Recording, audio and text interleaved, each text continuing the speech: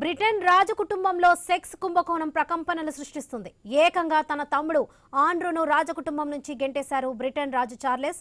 ఆండ్రూకు ఉన్న బిరుదులన్నీ తొలగించినట్లుగా Buckingham palace ఒక ప్రకటనలో తెలిపింది. అమెరికాను కుదిపేసిన సెక్స్ స్కాండల్ పాత్రలో ప్రముఖ రాజకీయ నాయకులు, ధనవంతులతో పాటు బ్రిటన్ యువరాజు ఆండ్రూ పేరు కూడా వచ్చింది. ఈ కేసులో వచ్చిన ఆరోపణలతో తనకున్న రాయల్ టైటిల్ ను ఆండ్రూ వదులుకున్నారు. ఇప్పుడు మరో కీలక పరిణామం చోటు చేసుకుంది. బ్రిటన్ రాజు చార్లెస్ తన సోదరుడిపై కఠిన చర్యలు తీసుకున్నారు.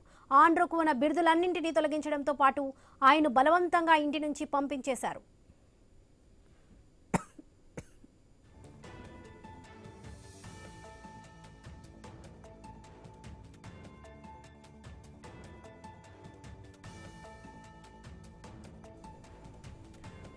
రాణి ఎలిజబెత్ రెండో కుమారుడు చార్లెస్ తమ్ముడే Andrew. Jeffrey Epstein sex case పాత్రలో ఆరోపణలు వచ్చాక ఆండ్రూ తీవ్ర ఒత్తిడిలో ఉన్నారు.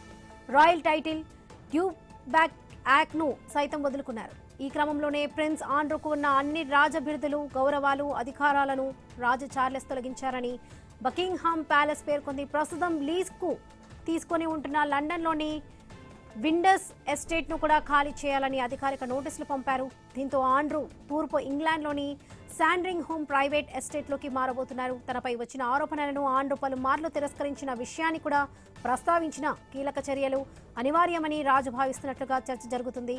రాజు చార్లెస్ రాణి కెమిలా బాధితుల వైపే ఉంటారని స్పష్టం చేసింది.